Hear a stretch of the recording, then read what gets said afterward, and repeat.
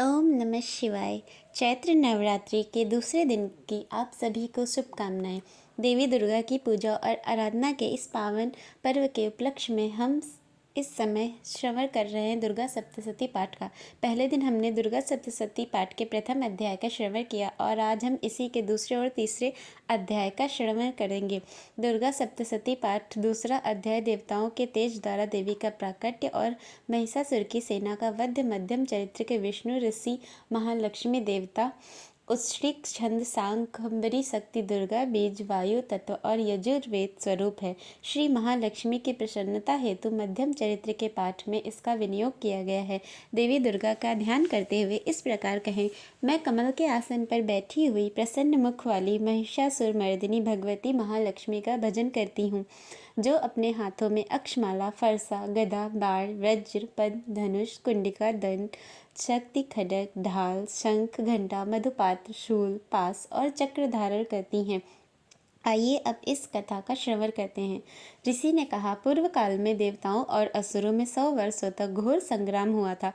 उसमें असुरों का स्वामी महिषासुर था और देवताओं के नायक इंद्र थे। उस समय उस युद्ध में देवताओं की सेना महाबली असुरों से परास्त हो गई। संपूर्ण देवताओं को जीतने के बाद महिषासुर इंद्र बन गया। तब पराजित देवतागण प्रजापति ब्रह्मा जी को आगे करके उस स्थान पर गए जहाँ भगवान शिव और विष्णु विराजमान थे। देवताओं ने महिषासुर के पराक्रम तथा अपने पराजय का यथावत वृत्तांत उन दोनों देवेश्वरों से कह सुनाया। उन्होंने कहा, हे भगवान, महिषासुर सूर्य, इंद्र, अग्नि, वायु, चंद्रमा, यम, वरुण अथवा अन्य देवताओं के भी अधिकार छीनकर स्वयं ही सबका अधिष्ठाता बन बैठा है। उस दुरात्मा महेश ने समस्त देवताओं को स्वर्ग से निकाल दिया है। अब वे मनुष्यों की भांति पृथ्वी पर विचरते हैं। दैत्यों की यह सारी करतूत हमने आप लोगों से कह सुनाई। अब हम आपकी शरण में आए हैं, कृपया उसके वध का कोई उपाय सोचिए। इस प्रकार देवताओं के वचन सुनकर भगवान विष्णु और शिव जी ने दैत्यों पर बड़ा क्रोध किया। उनकी भौहें तन गई और मुख टेढ़ा हो गया। तब अत्यंत क्रोधित होते हुए चक्रपाणी श्री विष्णु के मुख से एक महान तेज प्रकट हुआ। उसी प्रकार ब्रह्मा जी और भगवान शिव तथा इंद्र आदि अन्य देवताओं के शरीर से भी बड़ा भारी मात्रा में तेज निकला। वह सब मिलकर एक हो गए। महान तेज का वह पुंज जाज्वल्यमान पर्वत जैसा जान पड़ता था। देवताओं ने देखा, वहाँ उसकी ज्वालाएं संपूर्ण दिशाओं में व्याप्त हो रही थी। संपूर्ण देवताओं के शरीर से प्रकट हुए उस तेज की कोई तुलना नहीं थी। एकत्रित होने पर वह एक नारी के रूप में परिवर्तित हो गया और अपने प्रकाश से तीनों लोकों में व्याप्त हो गया। भगवान शिव का जो तेज था, उससे उस देवी का मुख प्रकट हुआ। यमराज के तेज से उसके सिर में बाल निकल आए। श्री विष्णु भगवान के तेज से उसकी भुजाएं उत्पन्न हुई। चंद्रमा के तेज से दोनों स्तनों का और इंद्र के तेज से मध्य भाग कटी प्रदेश का प्रादुर्भाव हुआ। वरुण के तेज से जंघा और पिंडली तथा पृथ्वी के तेज से नितंब प्रकट हुए। ब्रह्मा के तेज से दोनों चरण और सूर्य के तेज से उनकी उंगलियां हुई। वसुओं के तेज से हाथों की उंगलियां और कुबेर के तेज से नासिका प्रकट हुई। उस देवी के दांत प्रजापति के तेज से और तीनों नेत्र अग्नि के तेज से प्रकट हुए थे। उसकी भौं संध्या के और कान वायु के तेज से उत्पन्न हुए थे। इस प्रकार अन्य अन्य देवताओं के तेज से भी उस कल्याणमयी देवी का आविर्भाव हुआ। तत्पश्चात समस्त देवताओं के तेज पुंज से प्रकट हुई देवी को देख महिषासुर के सताए हुए देवता अत्यंत प्रसन्न हुए। पिनाकधारी भगवान शंकर ने अपने शूल से एक शूल निकालकर उन्हें दिया। फिर भगवान विष्णु ने अपने चक्र से चक्र उत्पन्न किया और भगवती को अर्पण किया। वरुण ने भी शंख भेंट किया। अग्नि ने उन्हें शक्ति दी और वायु ने धनुष तथा बाण से भरे हुए 2 तरकश प्रदान किए।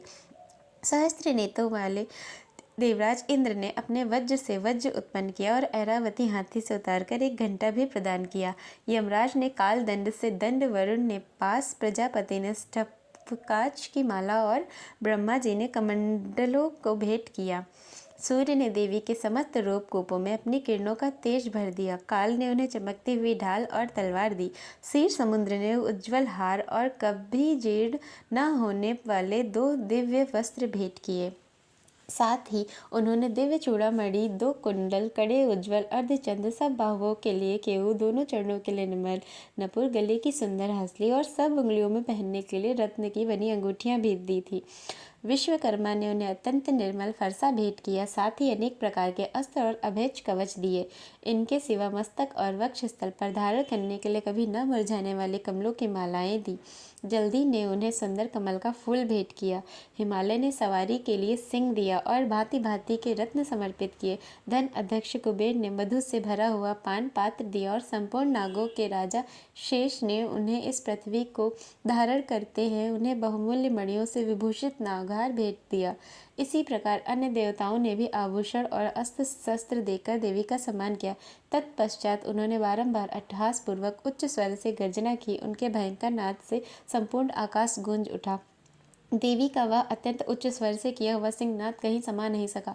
आकाश उसके सामने लघु लगने लगा। उससे बड़े जोर की प्रतिध्वनि हुई, जिससे संपूर्ण विश्व में हलचल मच गई और समुद्र कांपने लगा, पृथ्वी डोलने लगी और समस्त पर्वत हिलने लगे। उस समय देवताओं ने अत्यंत प्रसन्नता के साथ सिंहवाहिनी भवानी से कहा, हे देवी, आपकी जय हो। साथ ही महर्षियों ने भक्तिभाव से विनम्र होकर उनका स्तवन पाठ किया।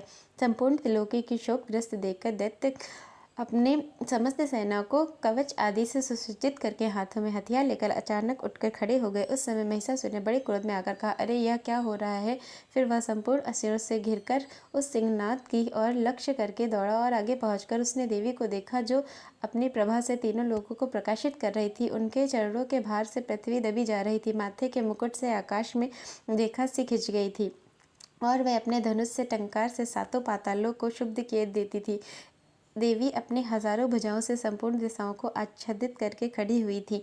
उसके बाद उनके साथ दैत्यों का युद्ध छिड़ गया। अनेक प्रकार के अस्त्र शस्त्रों के प्रहार से संपूर्ण दिशाएं उद्भासित होने लगी। चक्षुर नामक महान असुर महिषासुर का सेना नायक था।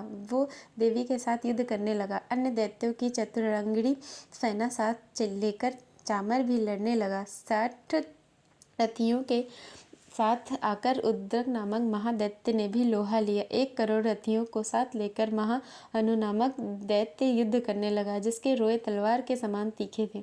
वह असिलोमा नाम का महादैत्य 5 करोड़ रथी सैनिकों सहित युद्ध में आ पहुंचा। 60 लाख रथियों से घिरा हुआ बास्कल नामक दैत्य भी उस युद्ध भूमि में लड़ता रहा। परिवारित नामक राक्षस हाथी सवार और घुड़सवारों के अनेक दलों और 1 करोड़ रथियों की सेना लेकर युद्ध करने लगा। बिडाल नामक दैत्य 5 अरब रथियों से घिरकर लोहा लेने लगा। इनके अतिरिक्त और भी हजारों महादैत्य रथ, हाथी और घोड़े की सेना साथ लेकर वहां देवी के साथ युद्ध करने लगे। स्वयं महिषासुर और रणभूमि में कोटि कोटि सहस्त्र रथ, हाथी और घोड़ों की सेना से घिरा हुआ खड़ा था। वह दैत्य देवी के साथ तोमर, भिंदीपाल, शक्ति, मूषल, खड्ग, परशु और पट्टिस आदि शस्त्र अस्त्रों का प्रहार करते हुए युद्ध कर रहे थे। कुछ दैत्यों ने उन पर शक्ति का प्रहार किया, कुछ लोगों ने पाश फेंके, कुछ दैत्यों ने खड्ग प्रहार करके देवी को मार डालने का प्रयास किया। देवी ने भी क्रोध में आकर खेल कर ही अपने अस्त्र शस्त्रों की वर्षा करके दैत्यों के वे समस्त अस्त्र और शस्त्र काट दिए। उनके मुख पर परिश्रम या थकावट का रंग मात्र भी चिन्ह नहीं था। देवताओं और ऋषि उनकी स्तुति कर रहे थे। वे भगवती परमेश्वरी देवताओं के शरीर पर अस्त्र शस्त्रों की वर्षा करती रही। देवी का वाहन सिंह भी क्रोध में आकर गर्दन के बालों को हिलाता हुआ असुरों की सेना में इस प्रकार विचरने लगा, मानो वनों में दावा नल फैल रहा हो। रणभूमि में दैत्यों के साथ युद्ध करती हुई अंबिका देवी ने जितने निश्वास छोड़े, वे सभी तत्काल सैकड़ों हजारों गणों के रूप में प्रकट हो गए और परशु, भिंदीपाल, खड्ग, पट्टिस आदि अस्त्रों द्वारा असुरों का युद्ध करके सामना करने लगे। देवी की शक्ति से बड़े हुए गण असुरों का नाश करते हुए नगाड़ा और शंख आदि बजने लगे। उस संग्राम महोत्सव में कितने ही गण मृदंग बजा रहे थे। तत्पश्चात देवी ने त्रिशूल से, गदा से, शक्ति की वर्षा से और खड्ग इत्यादि से सैकड़ों महादैत्यों का संहार कर दिया।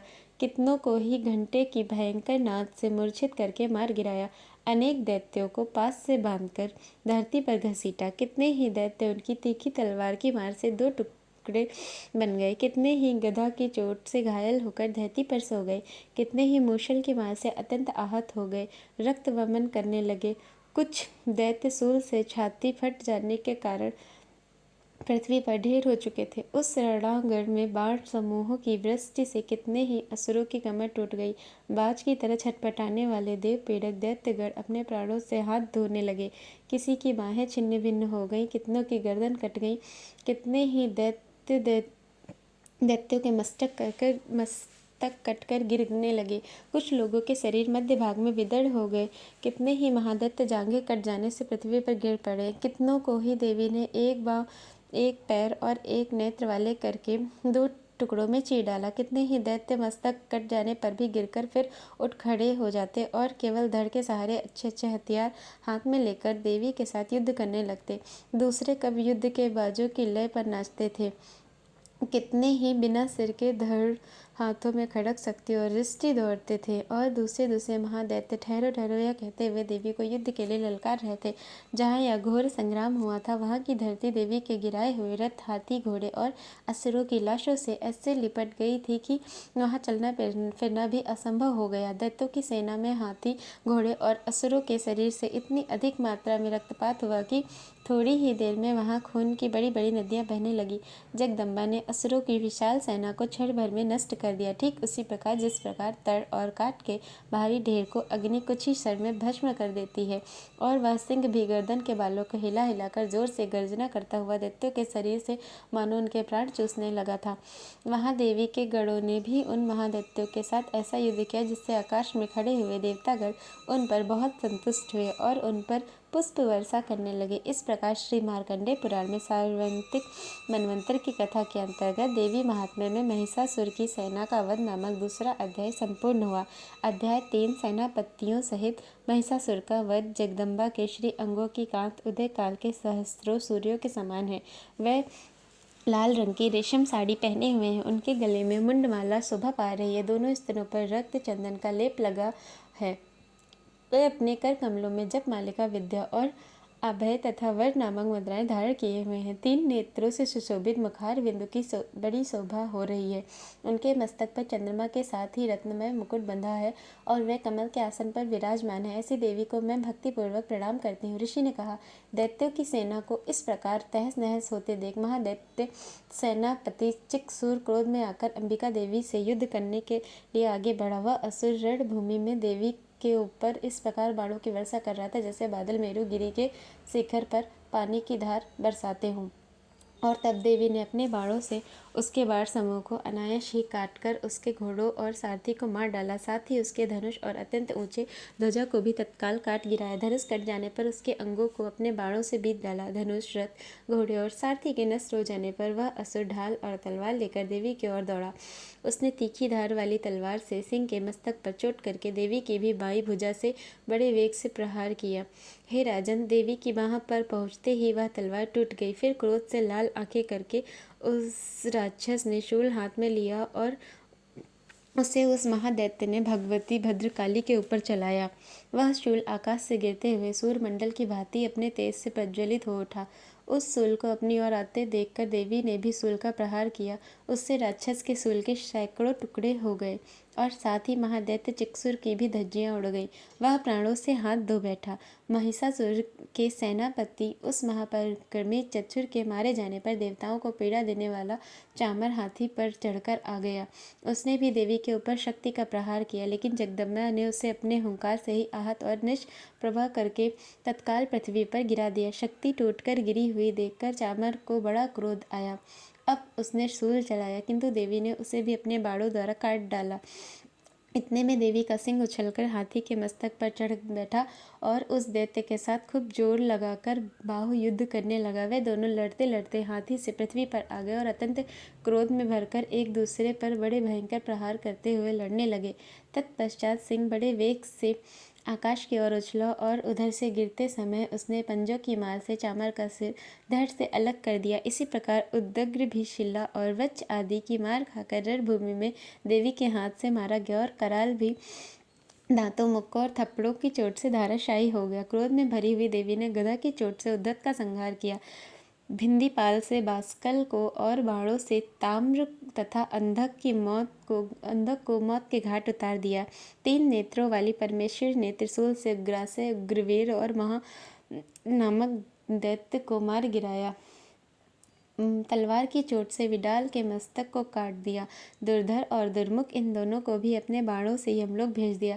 इस प्रकार अपनी सेना का संहार होता देखकर महिषासुर ने भैंसे का रूप धारण करके देवी के गढ़ों को त्रास देना आरंभ किया। किसी को थूथुन से मारकर, किसी के ऊपर खुरों का प्रहार करके, किन्हीं किन्हीं को तो पूंछ से चोट पहुंचाकर, कुछ को सिंहों से विदर करके, कुछ गढ़ों को वेग से और कितनों को निश्वास वायु के झोंके से धराशायी कर दिया। इस प्रकार गढ़ों की सेना को गिरकर वह असुर महादेवी के सिंह को मारने के लिए झपटा। इससे जगदम्बा को बड़ा क्रोध आया। उधर महापराक्रमी महिषासुर भी क्रोध में आकर धरती को खुरों से खोदने लगा और अपने सिंगों से ऊंचे ऊंचे पर्वतों को उठाकर फेंकने लगा। उसके वेग से चक्कर देने के कारण पृथ्वी चुप हो रही थी और फटने लगी थी। उसकी पूंछ से टकराकर समुद्र सभी ओर से धरती को डुबोने लगा था। हिलते हुए सिंगों के आघात से विदर होकर बादलों के टुकड़े टुकड़े हो गए। उसके सांस के प्रचंड वायु के वेग से उड़े हुए सैकड़ों पर्वत आकाश से गिरने लगे। इस प्रकार क्रोध में भरे हुए उस महादैत्य को अपनी ओर आता हुआ देखकर चंडिका ने उसका वध करने के लिए महारोष प्रकट किया। उन्होंने पाश फेंककर उस महान असुर को बांध दिया। उस महासंग्राम में बन जाने पर उसने भैंसे का रूप त्याग दिया और वह तत्काल सिंह के रूप में प्रकट हो गया। उस अवस्था में जगदम्बा ने जो ही उसका मस्तक काटने के लिए प्रयास किया, उसी समय वह खड्गधारी पुरुष के रूप में आने लगा। तब देवी ने तुरंत ही बाणों की वर्षा करके ढाल और तलवार के साथ उस पुरुष को भी बीन डाला।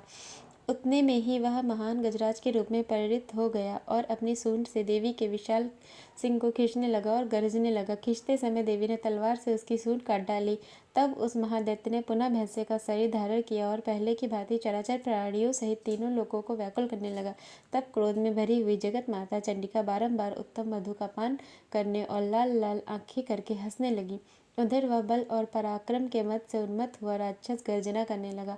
अपने सिंगों से चंडी के ऊपर पर्वतों को फेंकने लगा। उस समय देवी अपने बाणों के समूहों से उसके फेंके हुए पर्वतों को चूर्ण करती हुई बोली और बोलते समय उनका मुख मधु के मद से लाल हो रहा था। देवी ने कहा, अरे ओ मूर्ख, मैं जब तक मधु पीती हूँ तब तक तू क्षण भर के लिए खूब गर्जना कर ले। मेरे हाथ से यही तेरी मृत्यु हो जाने पर अब शीघ्र ही देवता भी गर्जना करेंगे। इस प्रकार कहकर देवी उछली और उस महादैत्य के ऊपर चढ़ गई।